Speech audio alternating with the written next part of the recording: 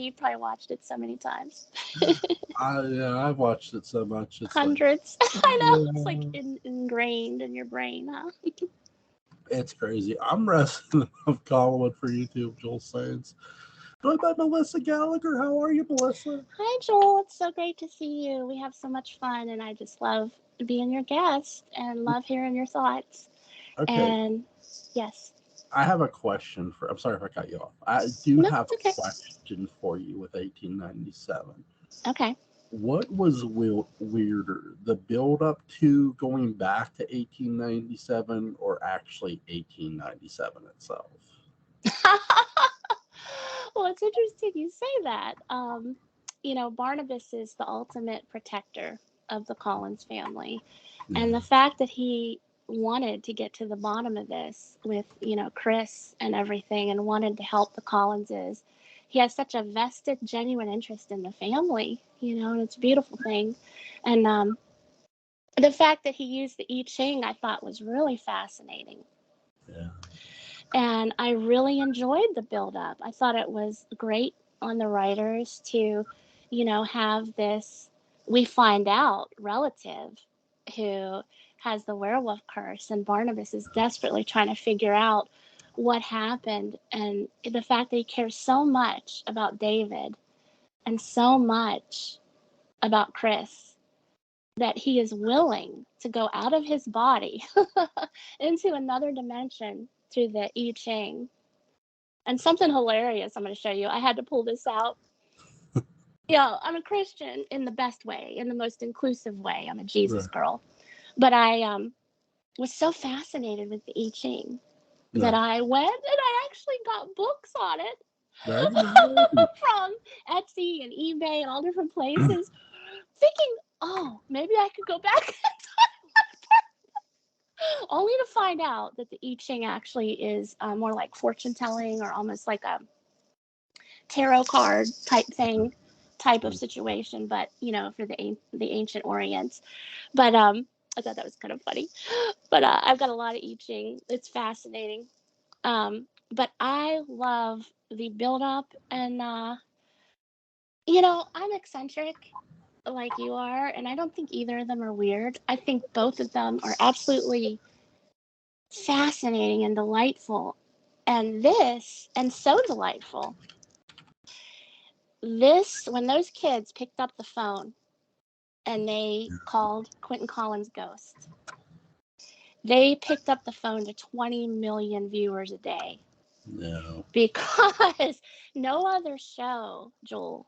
You have like the Luke and Laura wedding, which was big. Who Shot JR was 30 Yeah. million viewers, but that was just for one episode. No. At its height, this werewolf arc was 20 million people a day, households.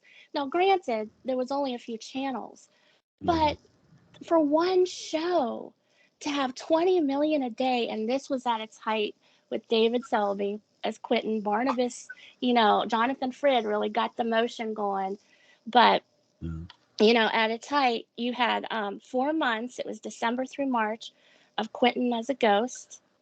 And then 11 months total from March to November, it was 1897 arc. So it was No. 11 months total to sustain 20 million a day. And that's not even counting, you figure, how many people in the household, No. probably two or three people, to get that kind of, that you could argue that Dark Shadows is the most famous show in the world. No other show has touched it on a day to day basis. I think there So were it's wonderfully weird. the writers were so very, very smart, Yeah, and the audience is just as smart with them because yeah. somebody once asked me, well, when's the first time you actually hear about the West Wind? Isn't it until Quentin? I'm like, no, the first time you actually hear about the West Wind is during the beginning. The very Um, early, yep, when there's a early door days. in the hallway by Vicky's room Yeah, that opens all by itself, and that door leads to the west wing I remember that. Yeah, that's true. of the house. So, and then Vicky herself gets put in a room by David in the west wing. So Yeah. It's a lot to think about because if again, you're a long way away from the beginning now. Yes. But I do think a lot of people remembered that the West Wing wasn't opened up because of Quentin. The Hmm. West Wing was actually originally opened up because of Vicky was going to marry Burke, That's right. and they Yeah. could not they could not buy the house of Caleb Sayers Collins. That's right. um, and Yeah, so she they wanted that house so yeah bad and had a lot of obstacles getting it. And yep, Liz said live in the West Wing. yeah Yeah, I remember that. Very, yeah. they, they were like refurbishing a room for them. And Yeah. so that's really the first time you actually see the West. You see the West when you see the long. You do see the hallways when Roger's looking for Vicky, Yeah. but this is really the first time you fully see some things. Right. And so I do think it gets a little conflicted with it a bit, but I Hmm. don't think it loses anybody in translation at all. No, It's really it's really well paced. I love very well paced. they're Yes. going, turn of the Shrew, I believe, Yes. with the telephone, and it's very creepy. Dark Shadows, the writers, they weren't just going to do 1 week of television; they were going to make you wait and wait. Incredible. And we've already seen how your patience was over was 1795. Yeah. Yeah. So here comes this arc where, well, now we have a werewolf in the family. We've already been introduced to a werewolf in present Yes. day. The werewolf jumped through the blue window. I love that. Every time I think of What Alex a stunt. Stevens and what he does What a stunt man. and how quick he moves and how fast he destroys things, I al- I always start to play the Ultimate Warriors music in my mind That's because awesome. he literally does it that fast. And it's just like he sort of reminds me of the Ultimate Warrior when he's done and he's like just destroying everything with no regard for anyone else. Not I really. love how you pertain a lot of your favorite things to wrestling. It's really cool because I know how much you love wrestling. That's so It, cool. it's a little fun tidbit. Like It's fun. Yeah. I'm like, if I had to pick a theme for Alex Stevens, it would for the werewolf, it would be the Ultimate Warrior I theme. love So, it. Does Johnny and Carlin not look like Roddy Piper a little bit a to you? bit, yeah, a bit. And Yeah. I think the I thing of love it is Roddy. too, he's John Carlin. He like I swear to God, he never ages on the show. No. Um, No. he's just. I mean, I do think if you see James Hall first, you're sort of telling the difference. But if you don't, and you just see if you see John Carlin just never ages, or like it seems like he never, even like when he has sideburns on, he does not look Yeah. old. You're right. Uh, Yeah, he's a very it's youthful baby face almost. Yeah. yeah, Yeah. he's Cute. handsome. I He's a mean, good I can looking say that guy. as a He's guy. a good looking guy. Well, Absolutely. Roddy Piper was really hot, I mean, he has that video, I'm Your Man, I don't know if you've ever seen Roddy Piper as a music video, but he always reminded me of him. And yeah, he's a good looking guy. He may be short in stature, but it doesn't take anything away from his looks. He's very engaging and an incredible, Don versatile Bris- actor. Don Briscoe has become your hunk on TV. I mean, he Yes, is just taking over in every way, and rightfully he's so. yeah, Um, he's got it what all. I like how they had him pull double duty when he first comes on as not just Tom Jennings, but when he comes on as Chris Jennings, he's actually Yes. playing both characters, Yeah. which is really cool. I mean, you don't. I know we're going to see that with Laura Parker later on, Mhm. um, but he's sort of the first character to pull that off He um, is. on Yeah. BS, which is fun. Yeah. And I like how you know, you're sort of the only real hint, my only real issue, and it's nothing big, is they give Chris away a bit. The writers do at That's the true. seance where That's true. Magda is talking and he interrupts and Yeah. when Professor Stokes confronts you, you know you're hiding shit. Um, Good point. What did you Yeah. think of Stokes just getting? I mean, he's all like all but nose to nose to him. Like, I'm curious as to why you did that, Mr. Jennings. I'm like, holy Hmm. shit. I know. Yeah. I I love his rendition of Professor Stokes, like some of your other guests do. Wouldn't you love to sit down with Professor Stokes and have wine and cheese and just talk about life, philosophy, everything?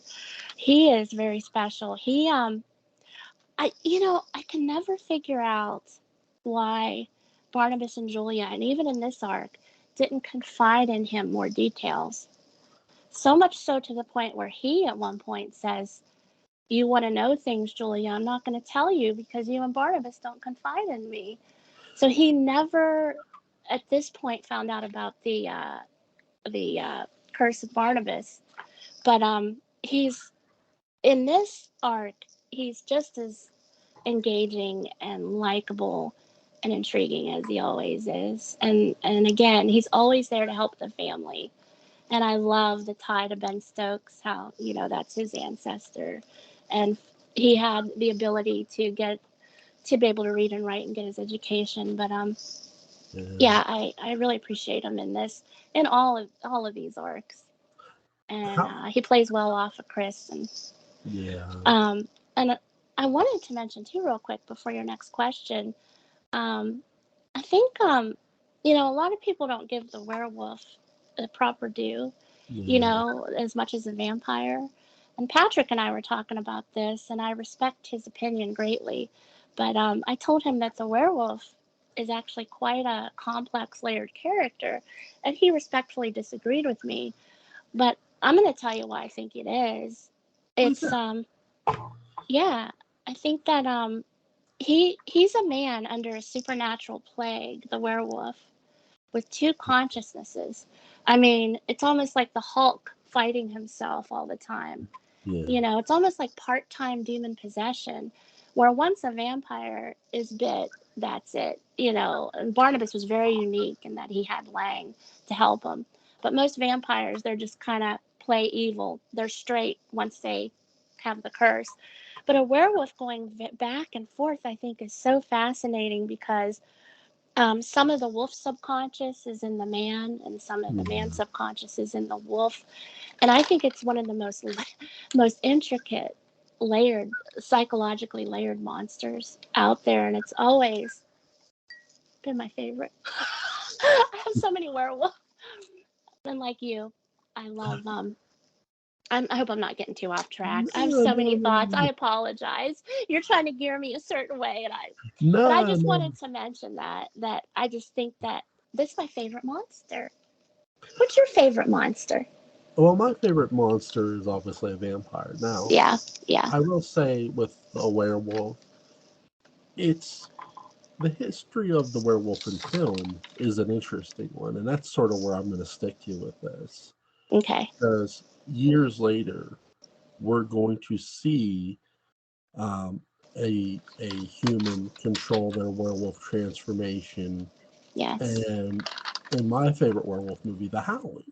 The, Yes. I the, watched the the, trailer. I'm gonna watch that this weekend. It looks good. yeah, the moon is not your antagonist in this story. The werewolves Ooh. are. And I think that's what really separates itself from a lot of other werewolf movies. Now, there are going to be werewolf movies who do what The Howling did. Yeah. Um, your monkey see, monkey do. Yes. And with Chris Jennings, with the character of the werewolf for him, do I think that they started off with a full-fledged plan of where they were taking Chris? Not necessarily. And Hmm. again, I want to stress this. This is my opinion. Okay. Um, Yes. We're all because entitled to our own opinions. right, right. Um, Simply because of how what they weren't. What happens often in television and in movies, and we saw it with Jonathan Frid's character, is how popular a character becomes. You Yes. never know how the audience is going to react to a character or a certain type of character. Yeah. For all this time, we're used to Chris being this very handsome, gentle man who turns into this monster. And on the flip side of the coin, Quentin doesn't talk. He's a mean ghost. But when we go back to 1897, I mean, Quentin Collins is pretty much, Shawn Michaels. I mean, he's a ladies man. He's a lady. Oh, he's so gorgeous, He's David every Selby. he's every bit the ladies man. He's Yeah, charming. He's I smooth love him. talking, Yeah. and it's not what I was expecting at all out of that character. No, when you see the ghost, and he plays a terrifying ghost. Yeah, Oh, so frightening. And I love how they cast him and Beth as willowy and tall, because yeah, that added to the ghostly effect. But yeah, not nobody expected this West Virginia boy with incredible charm yeah. and looks. And oh my God, in his poetry books, I'm not sure if you've ever read or No, seen I have. him. Oh, he is talented with poetry and such a sentimental man. But yeah, the boy from West Virginia. I grew up in Morgantown, actually, as a Oh, pastor's nice, daughter. As a nice. pastor's daughter, my dad was going to Pittsburgh Theological Seminary, and Yeah, my mother was going to WVU to get her doctorate. I was like you. I was alone a lot. I was an only child. yeah, I do have half brothers and sisters, but I was alone a lot. And Dark Shadows got me through. But he actually went to school with his cousin, Durashay, David Selby, and they're in West Virginia. But yeah, he is. I don't think anybody expected, like, because we already had the Jonathan yeah, sensation. Nobody expected David Selby to come on, and then there'd be another 20 million a day. Boom! It was it was like a Christmas gift too, Joel, because the Quentin is a Ghost arc started in December, and it was David Selby was such a great Christmas present to us as Dark Shadows lovers, because what a treat, what a treat. And he you know um it's funny because first I want to congratulate David. I don't know if you heard he yeah. won the That's supporting actor for the Todd Tarantula. And I'm so glad to see him get accolades at all stages of his life. yeah, absolutely. But yeah, I'm just so amazed with that $20 million a day, or 20 million people a day, $20 million people a day. And it's interesting when Garth Blackwood comes later on. Yeah, Jonathan Frid is invited to the White House. And that was very special back then. And it just tells you how big this arc was with the werewolf with Dark Shadows. yeah, It was right at this time. And that was very special back then, because only like Elvis or Ali got invited to the White House. But Jonathan was invited to the White House at the height of this werewolf arc with Garth Blackwood, yeah, and to visit with underprivileged children. And it wasn't until Carter, here's a Pittsburgh connection. It wasn't until Carter in 1979, when we had the We Are Family, the Pirates and the Steelers in yeah, Pittsburgh. It wasn't until then that Carter in 79 invited athletes to the White House, and then it became a tradition. But yeah. before that, for Jonathan Frid to be invited to the White House like that, I know Carter's daughter was a big fan. Yeah. Or I mean, not Carter, but Reagan, I think. yeah, is just amazing that you know he was invited, and that speaks to the popularity of the show and There, Jonathan and this arc as well, which took it over the edge. there's a picture online, and I'll find it and I'll post it on Facebook of Jonathan Frid trying to bite Nancy Reagan, I believe, or not Nancy Reagan, but Reagan's daughter. Um, Would have been Lyndon, I think. Yeah, it was. Yeah. Oh, but he was with Reagan too, or was this back when he visited the White House? this is when he visited the White House, and he's leaning in to bite Reagan's daughter, um, which is really a cool picture. It's funny, and it's like really like, yeah, just go ahead and just take them all down. The Secret Service won't mind. No, It's really Oh, I'm funny. looking at it right now. Here it Yeah. is. I wanted to pull it up to show our audience. Here it is. Wait, let me see. What? Yeah. There it is. Yeah. Yeah. And I believe that was Richard Nixon's daughter. Because Yeah. you know Nixon was president Right. before. Yeah.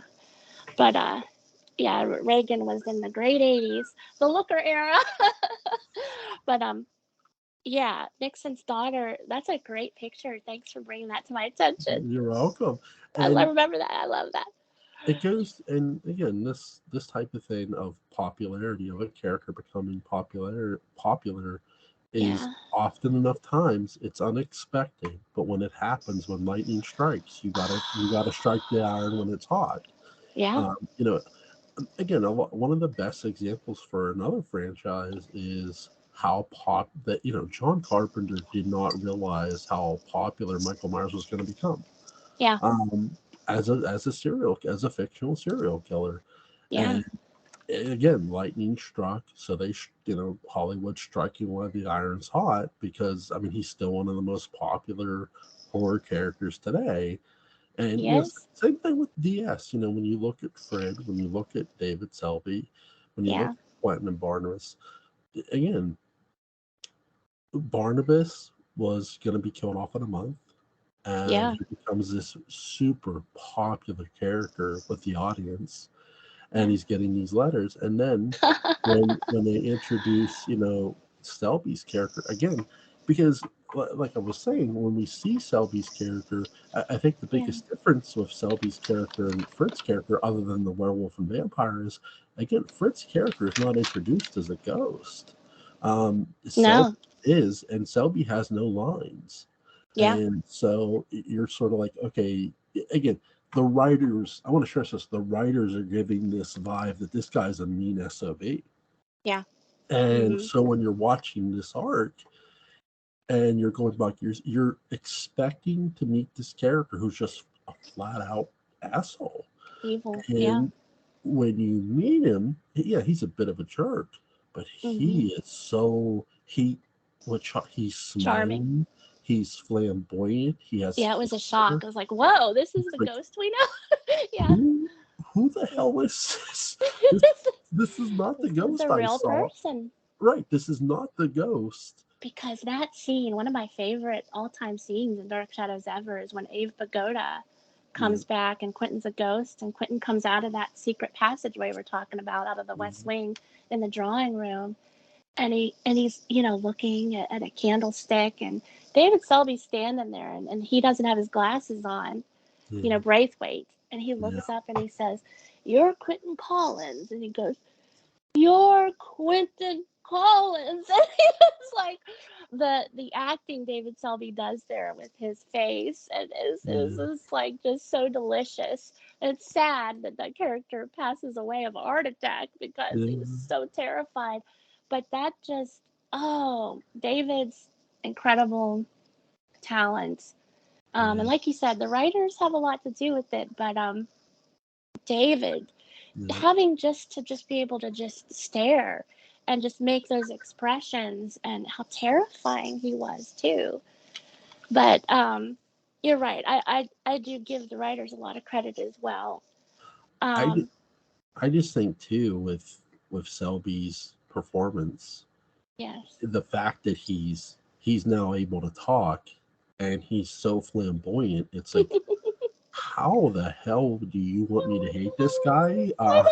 How the hell can I hate this guy? Like This one guy's my, yeah. I mean, when he has a sword at Barnabas, I'm thinking, oh, okay, I'm not really liking him right now, but I don't exactly hate him. Um, I mean, it's it's so it's so criminally good what the writers in Selby are doing, and Yeah. yeah, I mean they're in every way they're creating another anti-hero Yeah. right before your eyes, whether they They are. realize that by accident or they just did it to do it. I can't Yeah. do that, but when you watch it, it's just like, oh, the character's just too charming and too likable. I mean, he Yes. has this way with women where he's roughhousing them a bit, but when he does grab them, he's kissing them, and I mean, it's of those men of those era where there were men like that. Oh yeah. I mean, So the culture now is so that they say, well, a lot of women don't appreciate that, and I right, understand that. I know a lot don't. But I'm one of those that likes to see, the right, John Wayne character dragging Maureen O'Hara like, hey, I'm the kind of woman that wants a man to like stick me up yeah, on the horse and carry me away. There's a lot of us women still like that.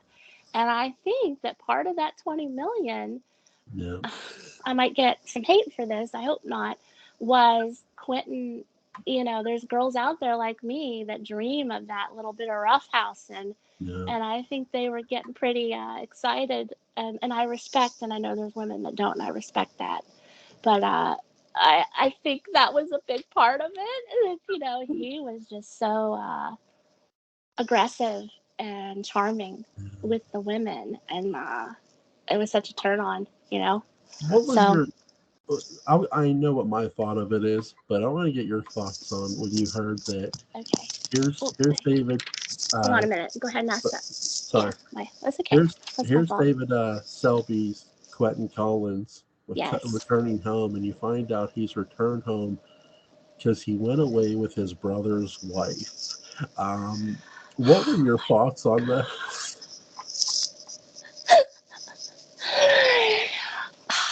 Yeah, him taking Laura out from under Roger was just, well, yes, was him taking, yeah, and then what happened there in Egypt? Because we get a little bit of that, but they went off to Egypt together, right? Yeah, And there was some kind of sacrifice that occurred. Quentin saw her um, go into flames yeah, and got really freaked out and ran back home. But boy, I mean, running off with, when Jenny running off with Laura, I mean, my God. And then I'm going to tell you something. This gets me miffed a little bit. I'm going to be honest. Beth yeah, was so in love, truly, yeah, genuinely in love with Quentin, so much so that even when he was deformed, she was like, I'm sticking by you, under the hand curse. She said, I'm sticking by you, and I don't want to leave you, and I want to be here for you. yeah, And she truly loved Quentin, I think, more than any other women, more than Laura, more than Amanda Harris, more than anybody, because she sacrificed so much and did so much to prove that love. And it did upset me a little that the writers went right to Amanda Harris. There was a point in the drawing room where Quentin was mourning Beth's death and loss, yeah, and Barnabas comes in and says, "We don't have time for that." yeah, And I would have loved just, you know, the transfer from Beth to Amanda Harris right away. But again, that's part of his playboy attitude. But I would have liked to have seen a little bit more there. yeah. Because, and two, when Barnabas was all infatuated with Kitty Soames, I would have loved Quentin to say, "Hey, Barnabas, we don't have time for this." You know, it was just a little disrespectful. That's the only time. That's the only time I got mad at Barnabas because, I love Barnabas like you do. Yeah. But yeah. I wish there was a little more mourning there for Beth and a little more time, because she really loved him. I gotta. Laura was such a transient, you know, infatuation, and I think it was lust, like a lot of the Yeah, other girls. But yeah. Beth was the one. Do Beth you was the think? one. Do you think that? I mean, because I don't think they went to Egypt and like she just burst into flames. I do think they had an affair. Oh But yeah, you there was know, a whole relationship before right, that. Yeah. Oh yeah. right. Right. Um, Yeah, I understand that. but I that's just wanted more detail on exactly what happened there because he touches on it a little bit and talks about it, but I would have liked to have known exactly how that ended, that relationship ended. it ended. It ended as passionately and as extreme as it began. Yeah, Uh, exactly. Right. right? With Here's a this lot of fire. here's this fire in the bedroom, and then there's Fire in the bedroom. a literal fire without, Yeah. and Quentin just like, holy, what did I do?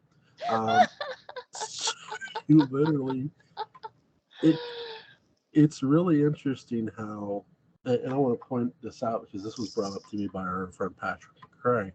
Uh-huh. So huge shout out to him. That Yeah. again, Beth Yes. Chavez. Yes. What does Jameson name his daughter? Yeah. Elizabeth.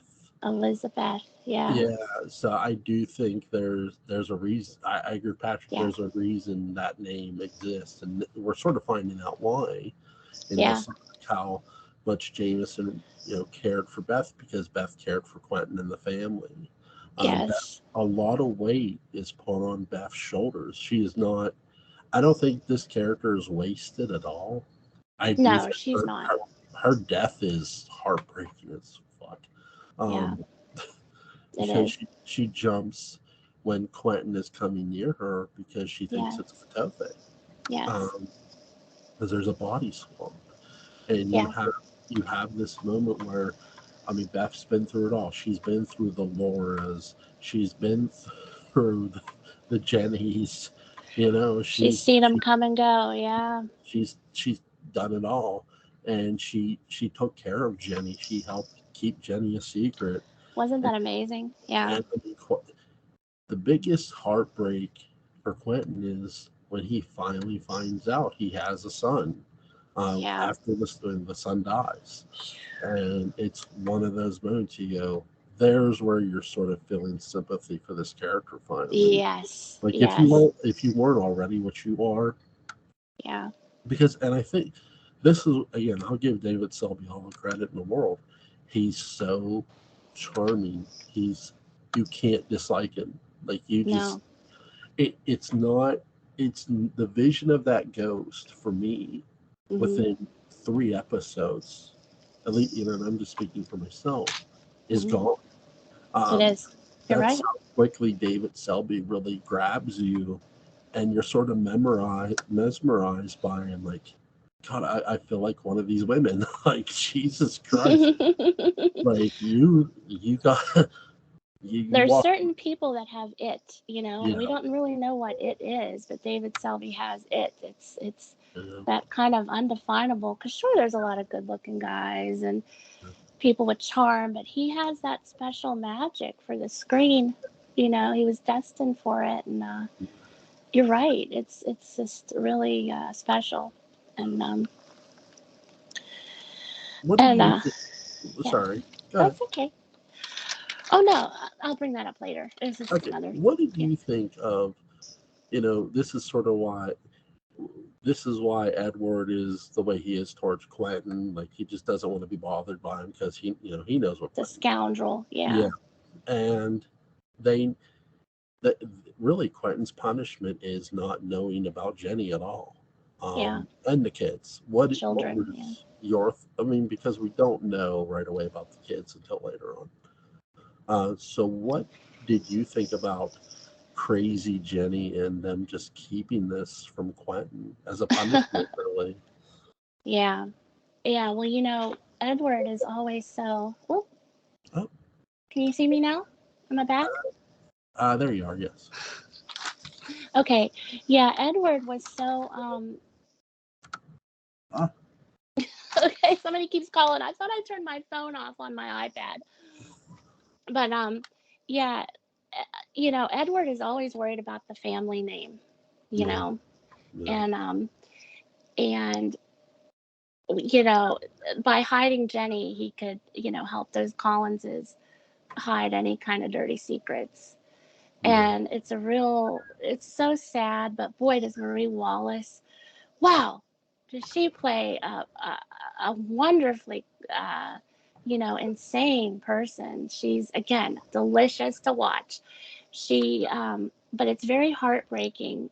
And, you know, when there's a scene where Barnabas comes in to bite Beth, Yeah. and the little baby clothes are up on the dresser, Yeah. and she's ready to take those little baby clothes to Mrs. Fillmore, what it Yeah. is.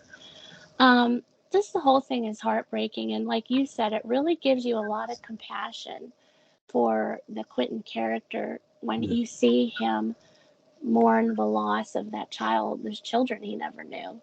Yeah. But I thought Marie Wallace was astounding as Crazy Jenny. The death scene between her and Quentin was really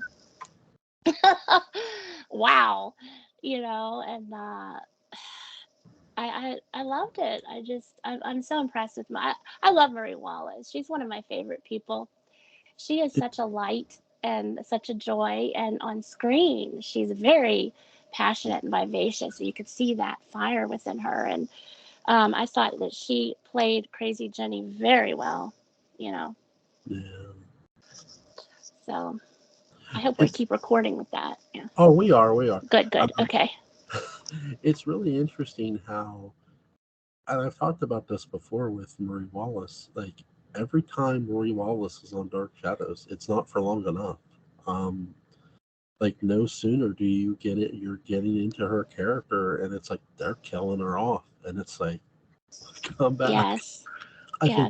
But I think that's the writers going, nope, you know, um, Yes. being very smart with the character and letting the audience know, hey, not everybody's going to last forever. It's one of the, Yes. it gives you that sense of believability in DS where any character can be killed off at any given time. Yeah. Um, you Yeah. know, We could lose them at any time. yeah, Yeah. the biggest, to me, the biggest one is, the 95 arc. Um, Mhm. the Judah Zachary arc, the beginning of it anyway. And with Right. this, when you see Jenny die, it's so heartbreaking. It So you're is. sort of feeling Magda's pain. When you learn Magda and her were sisters, obviously. Yeah. Magda What do kind you Yes. What do you think about Jenny coming back as a ghost there with the of, cradle? Wasn't I that was powerful? really, really smart. Yeah. Really, That the was. writers were, again, they were geniuses. Sam Hall, Gordon Russell were, to say they were ahead of their time doesn't even begin to cover it. Uh, Mhm. I mean, they were really, They really were. smart and knew how to keep you in suspense, and you never ever got the sense that a character was coming back, even when the ghosts are introduced. Mhm. It's not like they're going to pull a ghost out of their hat just to pull it out of their hat. There's always going to be meaning to it with Dark Shadows. So when they pull out Jenny as a ghost, it was a nice surprise. It was It's touching because very you touching. you have Mhm. this moment with Jenny and Quentin that's really, really good. And again, all the sympathy. I to me, this is not an origin story. Mhm. This is a story about a man who is going through the biggest hell of his life, and I'm not just meaning being a werewolf. Yeah. It's about he's lost a son. Yeah. He's in danger of losing another child. He doesn't want his children to suffer the curse of the werewolf. That's too bad. That's going to happen anyway, Right. because his descendants are going to suffer. Chris Jennings, that's what Chris is Right. a descendant of Quentin, and really the biggest middle finger the writers give you is Chris is not cured by the end of 1897. I mean, there's no cure. There's Yeah. it's really it just the writers often gut punch you and need you in the face, and if you sit back up and ask for more, with no problem. Yeah, and boy, speaking of that, they really jolted us really fast.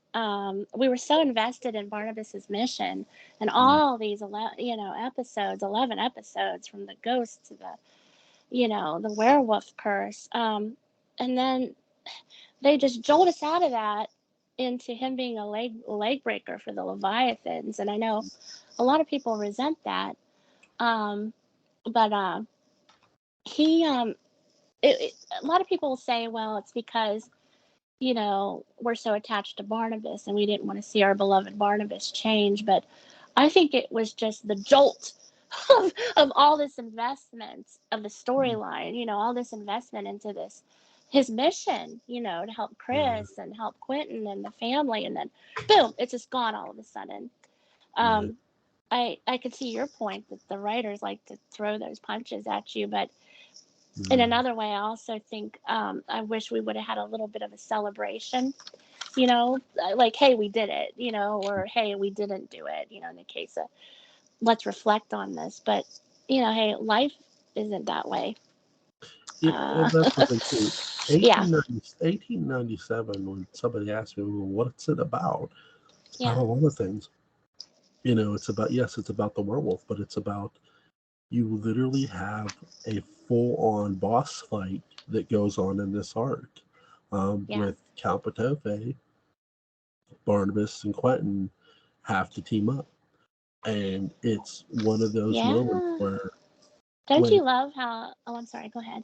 Go ahead. no, what I was going to say was, when you hear Carl say about the vampire as Barnabas, and David Yeah, Selby just laughs, and yeah.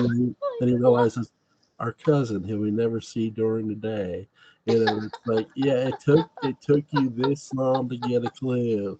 Um, Yeah, it's like, I love David Selby. that's It's awesome. so, I mean, he plays it so cool too. He He plays it does. so, like, Like, you're kidding me. I'm a werewolf. Now we got a vampire and you didn't know. Like, yeah. you know, Like, you what the hell? What is up with this kid? know. Yeah. Oh, bless you. Oh, thank you. I love how Angelique is a protagonist in this, Yeah, in a lot of ways. She's not no longer the colonial demon witch. She's an ally on a yeah, lot of levels, and her dress, that kind of red and purple dress, is yeah. almost like a little bit of like a Victorian superhero dress. The colors, I just love it. And it's like she's a Victorian superhero, and she starts to, really become in this arc a little bit more of a protagonist. Even though she's trying to get Quentin, she really helps out a lot. And you know, and it's great to see that character start to evolve. And I love her, when she comes on, when Evan Hanley and Quentin Collins summon her, which, by not the way, in the fireplace. they Yeah. they did. Listen, I love the writers, but they didn't do shit. Diabolus did it. Okay. Yeah. Um, Yeah, Diablo. Diablos was waiting for. Yeah, Yeah. he goes, go Yeah. minion and do my bidding, um, Yeah. which I love. And it's Yeah. like, so when she's summoned, you know, and she's talking to them, and she says, what she wants to do. Quentin's like, well, now listen, we don't want any trouble. I'm thinking, are you high? Do you know who you summoned? Like, You're talking about like Lucifer and the demon. like, dude, like, Any I'm trouble? like, you don't want any problems? You don't want any problems? Buddy, you got a whole world of problems now. Yeah, you, I'd be wearing this by that fireplace. you I just, know, it's so funny. You're right. it's like, Did you? she's like, then you shouldn't have summoned me. I'm thinking, Yeah. Yeah. Did you see that scene where Evan Hanley's performing a spell yeah, for Quentin, and somebody, a stagehand, runs by real fast and goes, Jesus yeah, Christ, yeah, because they had to be at a certain location. And then Evan yeah, Hanley goes back into, oh, Satan. yeah. I mean, the It's a fact that, funny blooper. right, the fact that, Humpert Allen Ostrano is Yes. just such a pro, and he just He keeps just kept going. going. And it's Phenomenal. so, Yeah. I mean, you do see He's it. a You're right. pro. It's not hard to miss. It's not. No. It's not. It's easy to see, is what I'll say. But I'm And not one of these people. I don't want you to think that's like looks right, for things, and I can't stand those no, people. no, no. But when I you just see think it, that's a funny one. when you Yeah. see it, it's like, I'm thinking, how did he keep How did he keep, his concentration level, right? I Because know. it's a credit to the actor to not breaking that concentration and you have this moment where he's summoning the devil, like he's calling out the devil, And he just keeps and, going. Yeah. and he just keeps going, and it's Consummate professional. Yeah. it's it's really well done by a lot of people, Humbert and the camera operator really too, because it's not like the camera operator follows the guy, which was smart. Right, You're not right. Oh trying to no. call attention to it. No. And again, Dark Shadows was very smart in how they operated their cameras, and it's really nice to see, even though you see a goof up, to just a constant professionals do their job. Right. Yeah, Yeah, I think Humbert was a stand-up comedian for a long time, and then yeah, went into teaching acting classes. And so yeah. yeah, he's I just think he reminds me so much of Errol Flynn, and in the movie Gentleman Jim when he's courting Maggie, and he's just he's a great presence and Were, great actor, and were you shocked yeah, I that like him. or sorry, were you shocked that he's playing a lawyer here? It was different seeing Yeah, him as a lawyer from Nicholas Blair. Yeah, it was different with the whole beard, and I prefer the Nicholas Blair character because I think he could do more with that. yeah, There's only so much little sneaky things you can do with the bad news lawyer, but yeah, he did it. He did a great job, and trying to fix that will, and yeah, leading up to all this, Edith coming yeah, after Quentin in his room was yeah, terrifying. yeah. And Evan Hanley was there trying to fix the will for Quentin, but oh, was that scary? And he even Quentin even tries to strangle her, a corpse. He tries to strangle. Mhm. She's already dead.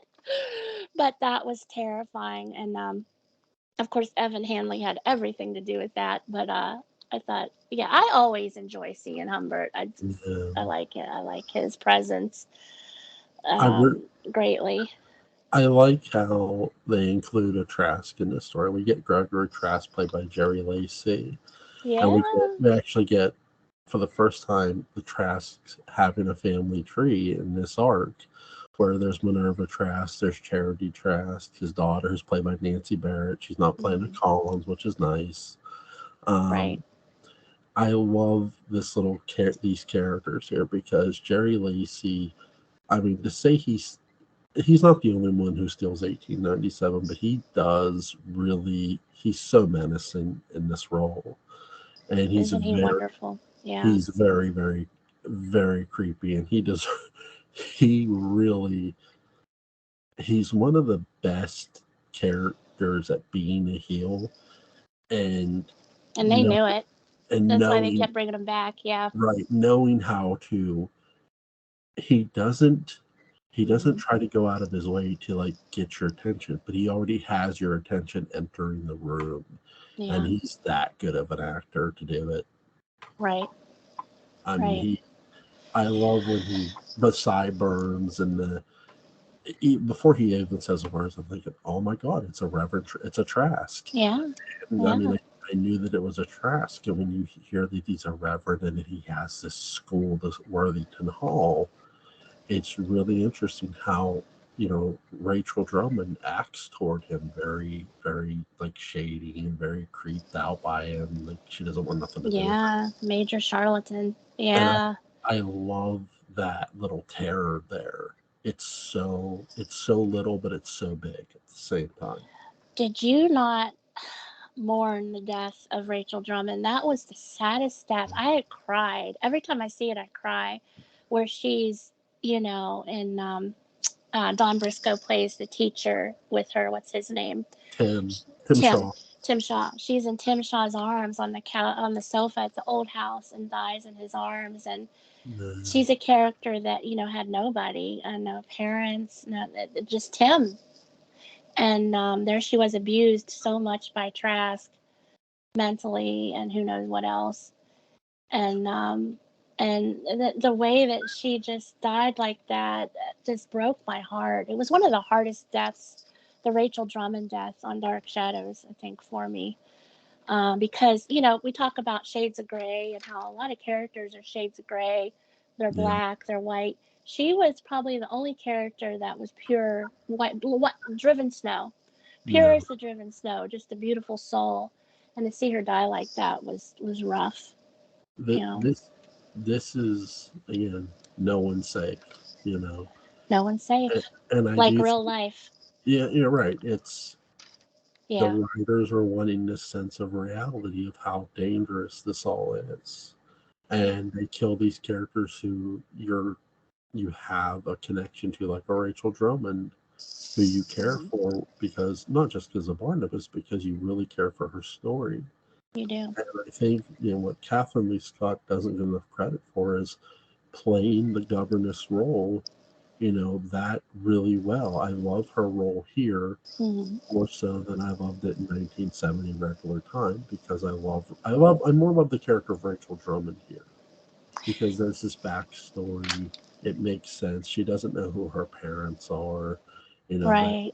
Worthington Hall, Reverend Trash, shocker, shocker, he's holding something over her, and he's a creep, um, and it just all fits. And then her It like does. her murder is all the more heartbreaking because here she's murdered by Judith Collins, Yeah.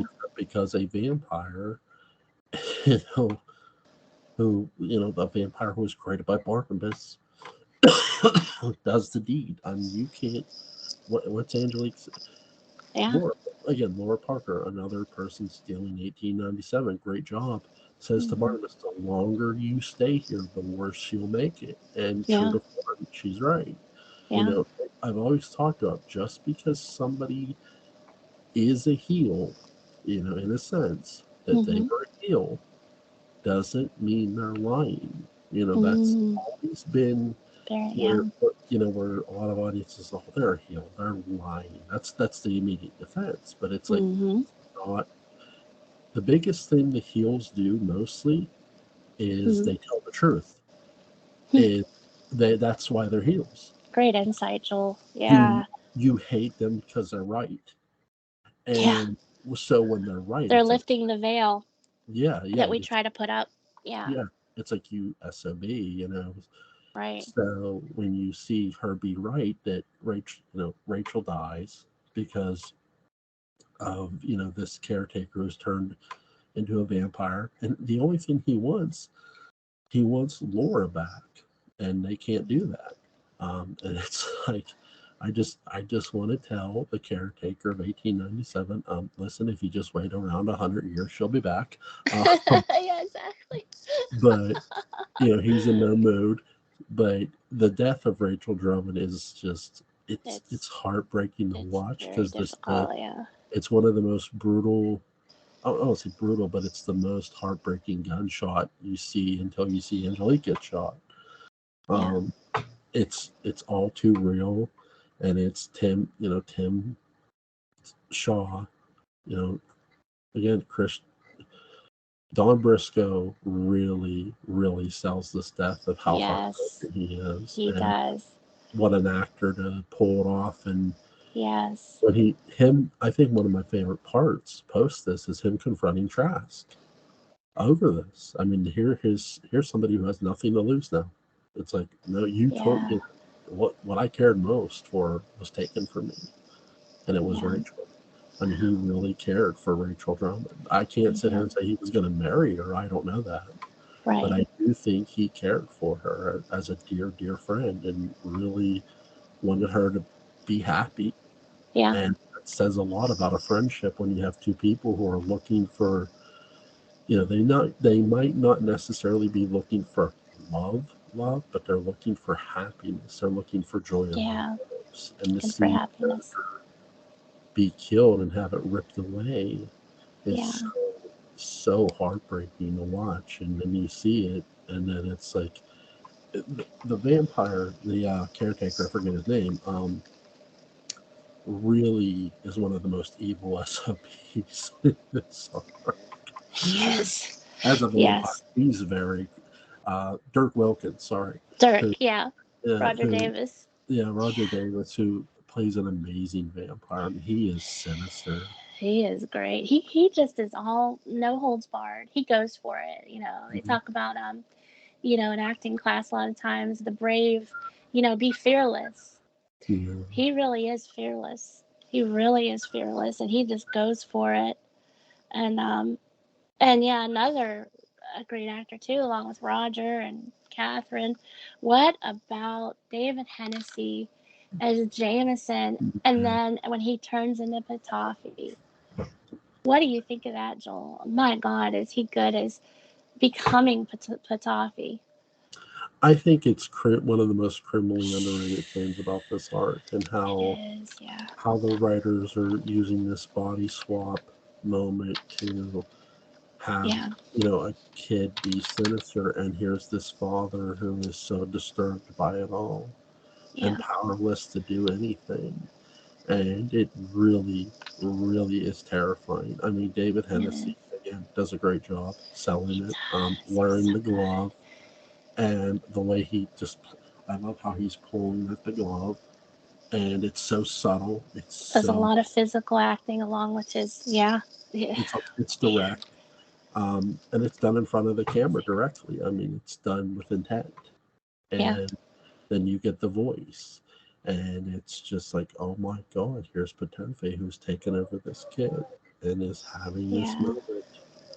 You know, it's really about, here's this character, you're not sure how much power he has, and then he starts displaying it, and then you see the terror, yeah, the power, and it's like, yeah, this is, again, he doesn't have the hand, and now he's unleashing some of his power. It's like, if he can do this without the hand, what can't he do? what can't he do?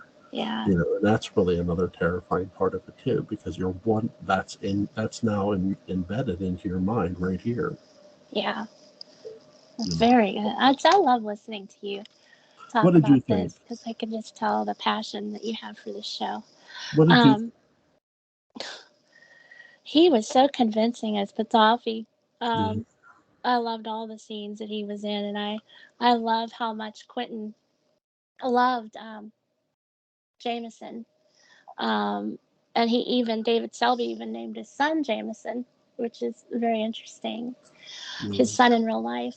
But yeah, I love the relationship between Jameson and Quentin and how he's linked to David.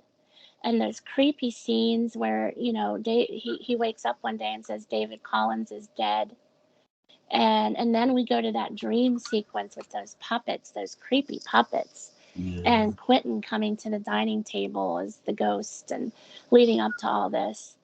The Jameson character, went through so much, yeah, and yeah, it's funny. I always wondered if it was Patofi or Patofi, and I did a lot of research on it. And it's funny because I think it's supposed to be toffee, like toffee. yeah, That's how everybody said it. And then when Thayer David came on, he called himself Patofi.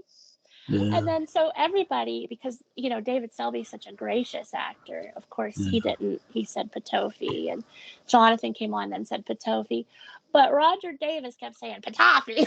He said it the yeah. original way. It doesn't matter. It's such a great character. It doesn't matter. But I thought that was kind of a funny little thing. Um, but David Hennessy, I just there's people that have natural talents just Yeah. from birth, and he has to be one of them, with all the training in the world to all these methods, Stanislavski, Meisner, whatever have it. I don't think they could pull off a boy that Yeah. small portraying what he portrayed. That is just a natural gift that I, David Hennessy had. And I do think when he got into puberty a little bit of it was lost. I think maybe at that point he was, I don't know the personal situation, but right. these are some of the greatest acting moments I've ever seen. I And mean, out of David Hennessy, it really, you know? another part that really pays all this off too is when Mm, they finally, they give Patofi the hand and he's laying on the bed. Here's Barnabas. He's yeah, he's walking back and forth. and he wants to go into that room, and Aristide says, "Sit down. Like, Yeah. there's nothing we can do." And it's one of those moments you're watching a henchman just be this. He's not trying to be shrill or cold blooded, but he's just saying, "Hey, there ain't nothing you and I can do. Like, I'm not." Again, it's one of those moments where a heel is right, and Yeah. it's like Very you just good want point. to punch. Like Aristide's one The of those heel characters was you want right. to punch, and Yes. like, but again, I love Michael Stroker's performance with it. I Oh, mean, he he's great. from the moment he walks on screen with the dancing lady, I really enjoy the knife play. Yes, I know. It's funny about Aristide because he's all talk until somebody actually tries to punch him in the face, and then he's terrified. Yeah, Yeah, when Quentin faced him. One of my favorite scenes is when Michael Stroka as Aristide. Wonderful. Another, the presence is great. When he meets Angelique in the alleyway, and she's mm, a puppeteer, the dark alleyway, and she's a puppeteer, and she's, strangles him to get the hand, and then later he sees her and he goes, "Hey, you're not a puppeteer." It's like, oh yeah. But I love that scene in the alleyway where she gets him. And yeah, another, I'm gonna ask you what you're most what scenes you're most fascinated with, or that are your favorite. But mine is that one, when the werewolf, when Quentin is inside Collinwood, and yeah, he, like you said, the stuntman is so skilled. He jumps off the second floor landing. yeah, And it's funny. He's dressed up. He's looking dapper. It's the one time the werewolf is wearing Quentin's clothing, dressed up dapper. But I love watching him jump down from the rafter and through the windows, like you said, at the blue whale, and yeah, that's my favorite scene. And then also Garth Blackwood coming in. yeah. That actor is another. Uh, you know, Patafi drawing him and kind of. And I want to ask you something too. First, I want to ask you what your favorite and most uh, scene you're most fascinated with out of this whole arc. And then I That, also want to know, like a twofold question. I'm sorry. no, that's I okay. also want to know. I think that Patafi, did Patafi die that night? And you might feel differently, but I think that he did because Garth Blackwood, Patafi drew him to get his prisoner. Like, it just was a law of the universe that Garth Blackwood was going to get his man and Mm, bring justice. And I think that Patafi lost his glasses, and I think he dragged him into hell because he mm, drew him in such a way that he had to. He had to. Garth Blackwood was not going to not get his man, and even if he's still chasing him to this day, he's gonna get Patafi.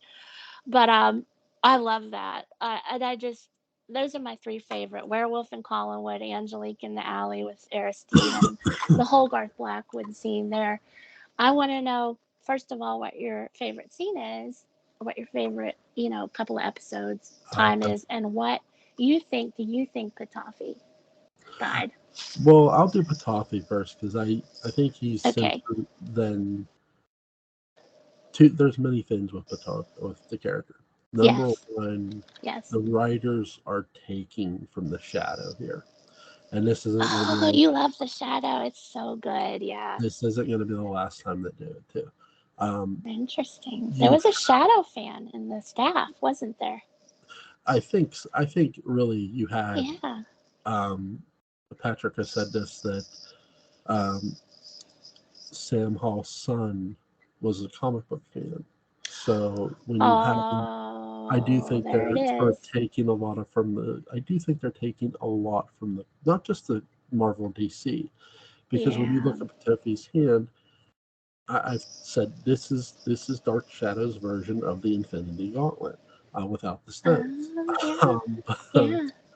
with but with Patofe, you don't meet Patofe as Patofe. You meet him as Ben Gibbons, Yeah. completely under a false name. Victor.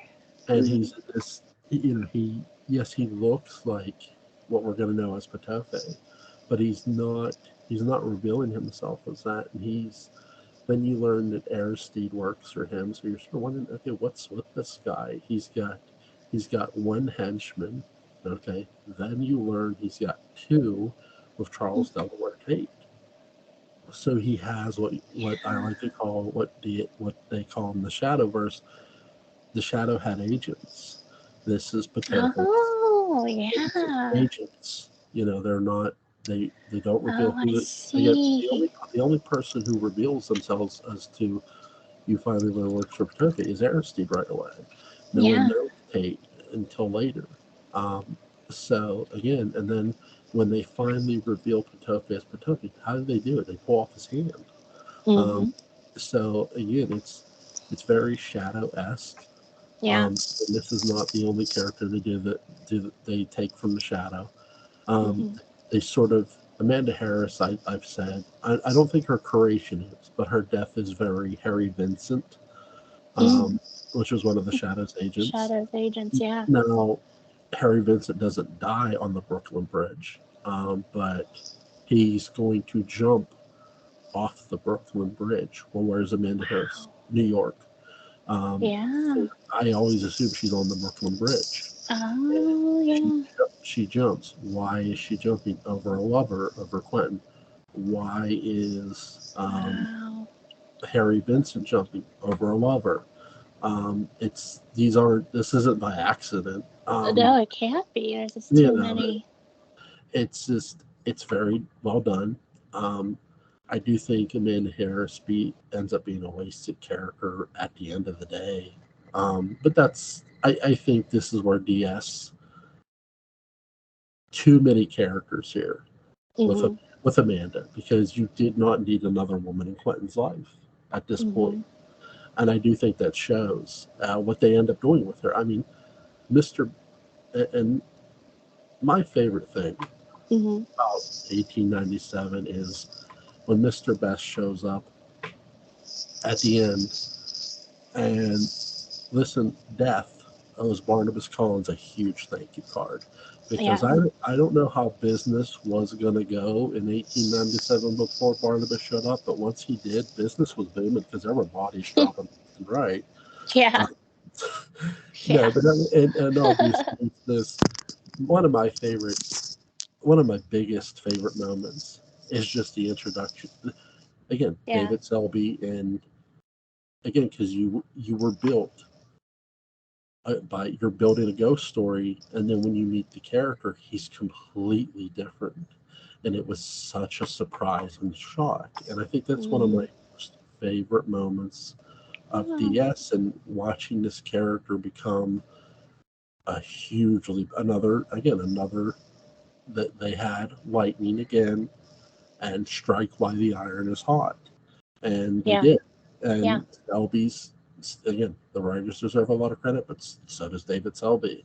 And I Yeah. think one of my favorite moments is just the relationship, but not just between Tim Shaw and Rachel Drummond, but between Tim Shaw, Rachel Drummond, and the Trask, and Right. how that's played out. I think it's one of the most underrated things that doesn't get because You're look, right. Tim Shaw is the reason Tim Shaw and Judith are the reason Trask gets walled up in the room, um, Yeah. which is really cool. But I think my all-time favorite moment, my favorite character in this arc is just Magda. I think Grayson Hall just Oh, yeah. steals again. I keep saying people steal this arc, but Grayson Hall Yeah. really does. And her, my favorite thing is Magda's trial because if Yeah. you the greatest Oh, that's something. sometimes what writers are scared to do is they're scared to make a character look bad. Yeah. But Shadows writers were never scared. And if they Mm. were, they didn't show it, in my view, because when you have a character like Edward say about how the gypsies don't have any morals, um, Mm. they have a trial for one of their own. That's very moral, and Yeah. it's one of the most underrated things in that arc is that trial. Yeah. But what's It's your favorite something. moments? Oh, well, yeah. Like I said, definitely the werewolf being inside Collinwood or Quentin. When Angelique meets Aristide in the alley with the doll, and of course the Yeah. Garth Blackwood. But what was I gonna say? I was gonna oh, I wanted to know what you thought of the Shadow movie that came out with Alec Baldwin. Speaking of the Shadow, did you It's enjoy it's that? it's good, but I prefer the 1940s serial, Oh, I'll have which to is watch that. really really good. Now, if I get into the Shadow, because I want to get into it since you enjoy it so much, maybe we can talk about it in the future. It's What comic book should I start with? Should I start with the serial? What should I do? start with the Living Shadow. Start at the beginning, because Okay. really you get the sense that the the agents, again, this is why I've said the perfect Shadow movie Yeah. isn't necessarily just about the Shadow. It's about his agents. Ah, The okay. Shadow is very much in the dark in this mysterious character, and that's done at the very beginning. How mysterious this character really is. No, and again, a strange being from nowhere just comes out and grabs you in the middle of the night. Like it's scary Mm-hmm. shit. You know, Yeah. no, no one asked for it. No one asked. You know, Harry Vincent didn't ask to be saved. Right. When he is, and the Shadow like pulls him up from the bridge from jumping, because Harry Vincent jumps, but the Shadow grabs him and pulls him up with one arm, and the Shadow puts him in Wow. the car, and he you know he when he does look at the Shadow in the darkness before getting in the car, he swears he's staring at death. Hmm. And Fascinating. he keeps asking, you Yeah. know, what do you know about the Shadow? And they're like, these other agents, and this one guy goes, I don't know. I don't know. I don't. Is he American? I don't know. Hmm. And they tell him, remember those words. I don't know. Wow. They'll save your life. And Wow. it's best So to keep. start with the cereal. Start with the cereal. Well, Or the. the serial, because Victor Jory does an amazing job. Um, Okay. it's all one. It's all one thing. Have you Uh, ever written any shadow fan fiction? a long time ago, I did. Then I took it down because I didn't think it was really good. Because you're a Uh, great writer. Yeah. I'm okay. I'm not. See, my Oh, it'll be friends interesting. my friend says that, and I'm like, no, I'm just a writer. But um, No, you're brilliant. but I've read some of your things. You've got but talent there but I do think that and great imagination. if they're going to do it through the Shadows agents. Have the Shadows sort of be Yeah. in the background, and no one know whether he's there or not. And then when you're talking to this character who just happens to pass you by, you're sort of, well, wait, who was that? Like, or Yeah. what were they doing? The Shadow takes many shapes. A janitor, for example, is one. I mean, he takes the shape of crime bosses to sneak. I mean, he's done that before in the pulps. So, um, really, really good. I mean, it's Yeah. one of the best created characters I'm in it. gonna check it out. I'm gonna check it out more. Of course, I've heard of it. It's legendary. And I I do. love comic characters. I like the Dazzler and I like the Black Canary and all that. But I'm gonna have to check out the Shadow. So I like that whole One, gig. one of the most interesting comics is one that I read years ago was when I first read when the Alien and Predator were in the Marvel and DC universe. Yeah. And here's Superman. He's away from the sun, so his powers are sort of faded, and he's going up against the aliens, which is interesting. Cool. It's really interesting how the writers said that. And I Um, love. Yeah, it's funny. Michael was telling me that when he was a little boy, it was a magazine, a comic book that he first saw this werewolf in yeah, Dark Shadows. It was called Monster Fantasy, and the title was "Mommy, Mommy, That Man Is a Werewolf." And how all the comics and monster books were so prevalent in getting these images around and so popular then. I wish that we had more of those today. I wish that because I mean, we just still do have them, but I wish they were as prevalent. I wish we could find comic books easier, and we got to go to a special store. Where back then they'd be in all the it back in would the be day nice they'd if be in those. like while we're waiting on the series, if Dark Shadows hired like a comic book writer and said, "Hey, write some stories." Yeah, We got some good yeah. books would be really nice. It Um, would. or modern, up-to-date comics of BS would be nice. I mean, the two things I wrote for Dark Shadows was, as a fan, was I wrote Hell on Halloween Night in Collinsport, which I brought Michael Myers to Collinsport.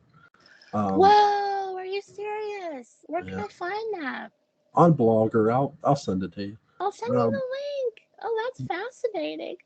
but Wow. another one I did was I took Chris Jennings to Camp Crystal Lake, and it's entitled Underneath the Light of the Full Moon, because Friday the 13th always took place during a full moon. Mm, All the that's movies. right. So I Yeah. thought, how fitting would it be if Chris Jennings, who's trying to just get Get away away from it all. get away I from could see him humanity, doing that character. and he Yeah. goes up to this campground that he thinks no one's going to come up, and then these people come up. And what he doesn't realize Oh, is that's there's a cool. serial killer in the woods. That's cool, Joel. You So have such a great imagination. I it's a lot of love it. fun. It's a lot of Please fun send to me cross. that. I will. It's a lot of fun to cross over stories. What's Yeah. something that shocked you most about this arc? That shocked me most. Yeah. You know what I really enjoyed seeing, and it was a little shocking, Mm, was how they, and I should have expected it, but how, well, first of all, I think the Rachel Drummond death was probably the most yeah. shocking and upsetting. But I was kind of surprised to see it. I shouldn't have been, knowing Dan Curtis and knowing the writers. When Quentin, they do a, they almost do like a Pit and the Pendulum, Edgar Allan Poe, a little bit Mm, in there. When he's got the pendulum going on him, and Aristide captures him and puts him in the pendulum, just yeah. like the Edgar Allan Poe story. Yeah. And Aristide doesn't know that, exactly what Barnabas is, and he gets him to tell him where Quentin is. And he turns into a bat, and Aristide's like, "Holy shit!" And he turns into a bat, and then he goes and rescues Quentin.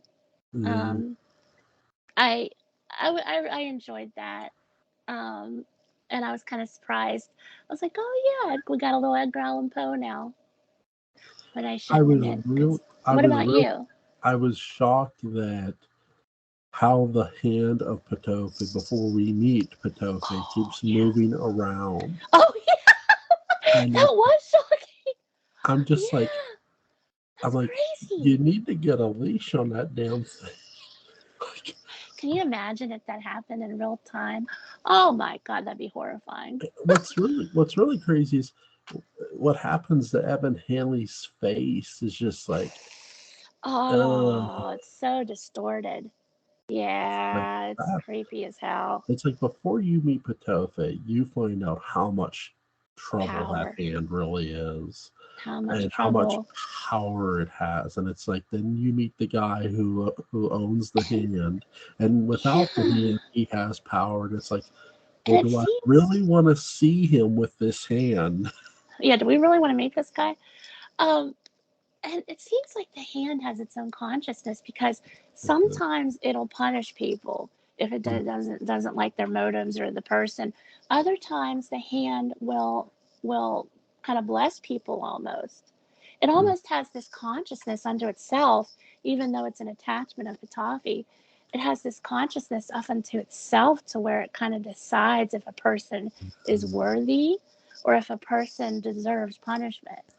I think And this is that's why. so creepy. Yeah, I think this is why Patofe has, because it's been almost 100 years since he's not had an on-in, and he has. We've seen the hand have its own conscience without Patofe, and then Patofe shows Yeah. up, and then this hand is sort So of like scary. it's it's sort of wrestling with him to the degree of he doesn't have full control over it. There's moments he Yeah. does have some control, but it's been so long that he can't completely will the power too much, and it makes for a really interesting dynamic supervillain It of does. what's Yeah. what's going to happen. So Is he, unique. is he going to get control of it, or is this hand just going to say, you know what, screw you, do I don't need you, you need me? Um, it's I think that really made so many more things interesting for this arc because you had all these other characters, and in him here you have this hand that's sort of at the center of it all because the hand is what can lift the werewolf curse. But Yeah, then you have Charles Delaware Tate who paints the portrait of Quentin Collins, which prevents Quentin from changing into the yeah. werewolf. Which is really, I love the fact when Quentin gets cut and you see the portrait blade. That Oh, that's good. so Yeah, is really good. But yeah, it really is. That's a great shocking moment. That hand. Yeah, that was very. Whoa, it's moving. It's moving in midair. Oh my gosh. I pointed this out to my wife when she first saw it. I said that thing's gonna move around a lot. Oh, you knew. Wow. What'd she say? What'd She's she like, "Is it really?" I was like, "Yeah." say? I said, "Listen," I said, "that thing is gonna move around a We lot," gotta get Julie on here. I wish she'd come and on. and she's like, "Watch it." She goes, "It was just literally sitting right there." I said, "Yeah, no, this thing will be all over the place, and it's beautiful too to watch." It's What's her favorite era of Dark Shadows? What does she like enjoy the most, do you I, think? I don't know, but her favorite effect is fire for DS, so I know that. Oh, That's wow. something she loves. Angelique, or with the Phoenix. That and yeah, she just loves The, how they pull off fire on Dark Shadows. She likes, yeah, it is which is good. it sounds Yeah, simple, but it's cool. it is cool. I So love it when you have the Phoenix fighting Angelique, like the witch against the Phoenix. yeah, That's pretty cool. yeah, I just, it was nice to yeah, see Dana Malay come back. You oh, it know, was. I read that Dan offered her to play other roles, and she told him, no, I only want to be known as the Phoenix, which is yeah, unusual for an actor because, they don't like to be typecast. But she dug it, and she wanted yeah. to be known as the Phoenix. I think that's really cool. Well, Um, I think it just goes to show you how important the character was to yeah, her, and how look, this character was the first real monster we saw before the we very saw first. Barnabas, before we You're saw right. Barnabas, and Yeah, they made the character you know important even after death because here's the caretaker who murders yeah, Rachel, who has Judith murder Rachel Drummond. It's like Jesus. yeah. Oh, I know. Well, I can tell you're still not feeling good. I hope you get feeling better. Yeah, I I'm am. hopefully. Aw.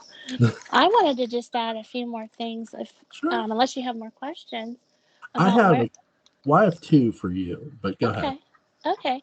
Well, I just want to talk about the werewolf and how the first werewolf movie. As you know, you told me you liked The Howling, and Yeah, I told you I liked The Wolfman with Lon Chaney Jr.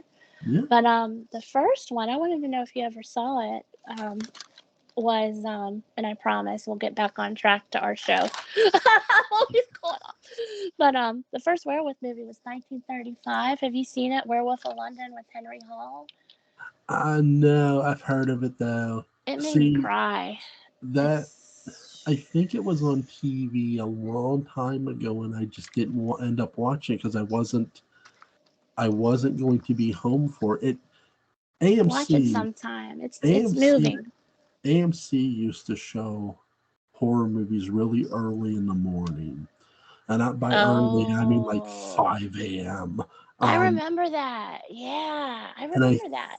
I do believe it was coming on, and we were leaving to go do something. I don't know if it was Sunday we were going to church or we were going to somewhere else, Yeah. but we were leaving to go somewhere, and I just wasn't going to be able to Oh, stick around and watch it because it's again those older movies weren't long, so yeah, yeah. Well, it's interesting in Wolfman with Lon Chaney Jr. yeah. Did you know that it came out 48 hours of Pearl Harbor, Oh no. and it became one of the biggest movies. And it just kind of says to me how people love to escape. Like, I think Patrick and I were also talking about this.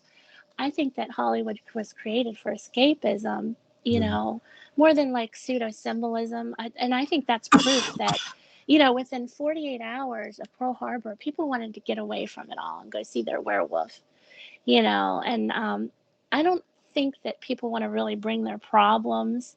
Like, we had all these issues in the middle of World War II, and I think they wanted to get away from it all and really just enjoy, you know, the movie. They want to escape, and it's like with a war going on, people don't want to go see Private Ryan necessarily. Mm. They want to get away from that and kind of drown their troubles in a really great story.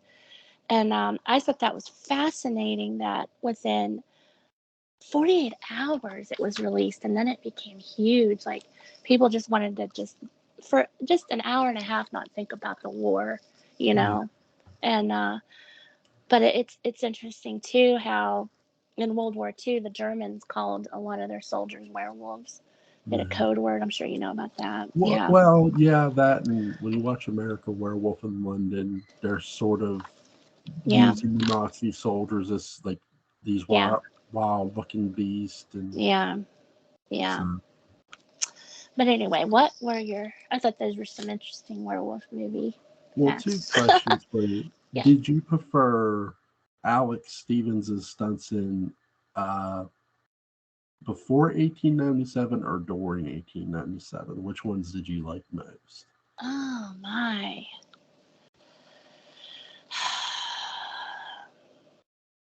I'm going to say during 1897 Yeah. because of So, all the leaps, and he, had to do some acting there as the yeah. werewolf, and we really got to, and it must have been the most difficult because with the makeup and everything. And I think that I just loved seeing him outside, like I said, outside Collinwood. And then, everybody's in the house and they think they're safe from the werewolf. They don't even know it's Quentin, of course. And he, she hears, Judith hears a noise in the foyer and goes out, and she looks up, and there's a werewolf on the landing, and he just does this jump that's like nothing, like he was just jumping off like a foot, like he just does this beautiful jump right down off the landing.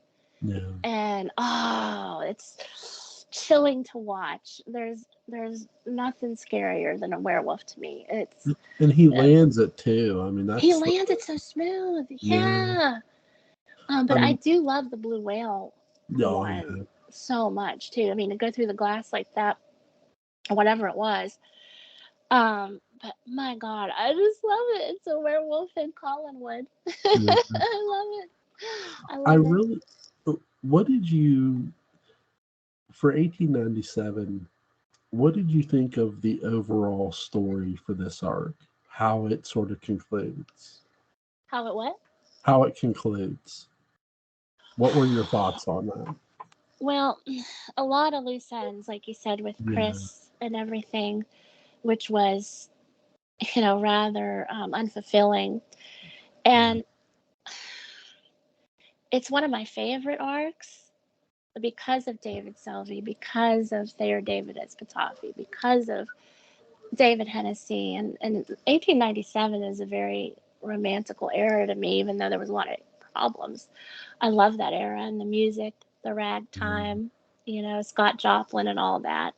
But I do believe the way they ended it, I just think the writers jolted us a little too fast after being so invested in Barnabas's cause into being this like leg breaker for the Leviathans. And I did enjoy the Leviathan arc. Don't get me wrong. It took me Yeah. a while as a Dark Shadows fan, but once I started watching it over and over, I started to really appreciate it and enjoy it a lot.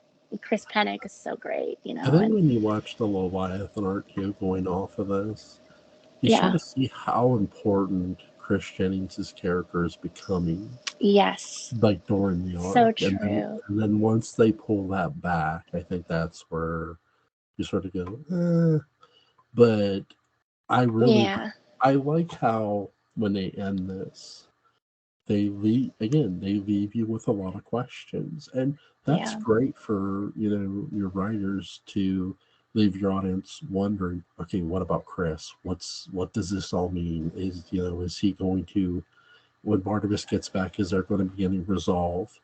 And then you're sort of getting those answers, and how he has to be evasive with Chris because of the Leviathan is really an Hmm. interesting, one of the most interesting dynamics early on.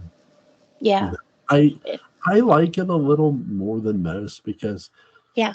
I like how they're setting up this sort of distrust with with Barnabas, and now you're sort of having to rely on Chris Jennings and Julia Hoffman a little That's more, true.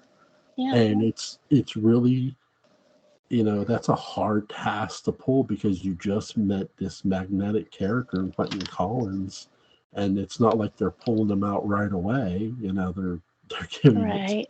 time. So I Right. like what they did there, and it's really, really. I think 1897 is just one of the most intense trips for any DS fan, and It's it's just it's what put Dark Shadows on the map. it You is know, full of it really great, did. That and great Barnabas. writing Yeah. and great character development, and really Yeah. just your jaw drops when these characters get killed off, and it doesn't stop. Yeah. I think that's You're like right. when Julia comes back, when Julia comes to 1897, I'm thinking, oh shit, and because you didn't know what was going to happen, but again, it's she becomes somewhat of an important character in that arc, and she tells Quentin, who's in Patefe's body, helps on the way, Yeah. which is really Yeah. cool. But I think that's all I got for you. That was a very fun conversation again. I love talking with you, Joel, about this. And It was a lot of you know, fun. Is there anything you want to add before we go? I don't think so. I think I covered just about everything. Yeah, talked about Angelique. Yeah, yeah, it was a lot of fun. Again, this is the most significant era of Dark Shadows because Mhm. it brought 20 million a day to the forefront. And the fact that the writers aren't It's like, unreal. excuse me, Yeah. Oh, bless you. aren't they're not trying to pay it off right away. This is a long, Hmm. drawn out arc, It's very long. Yeah, but it it's worth is. every bit of it.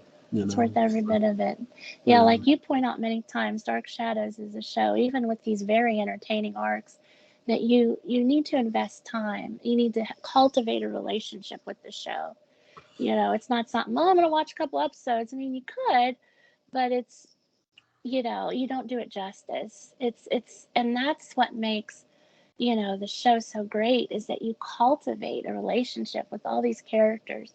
You cultivate an appreciation for great storytelling with the yeah, writers and actors, and it's something that you never forget.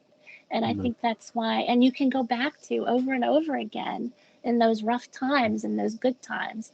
And I think that's why Dark Shadows has stood the test of time and has such a strong, loyal fan base, is because we have cultivated, I think that's such a pivotal word, a relationship with the show that's very special and one yeah. of a kind. And it's thanks to those actors and the writers. I mean, So, the actors really made you invest into their characters. yeah, I mean, whoever cast, man, they when knew when charisma. Julius when Thayer David says hexagram of change, and Julia Hoffman goes change, like she knows what's coming for Yeah. Barnabas, and it's like, oh no. Yeah. Oh, But crap. yeah, um, first of all, thank you for joining me. It was a lot of fun. Oh, thank you, Joel. Um, Melissa, you have a great night and take care. Oh, you too, darling. Feel better. And I hope Jolie and your daughter, what's your daughter's name? Sophia, Oh, that's so cute. Sophia. I hope Sophia feels better too. So thank you. I'll Thank catch you. you later. See ya. Okay. Bye bye. Bye. Bye.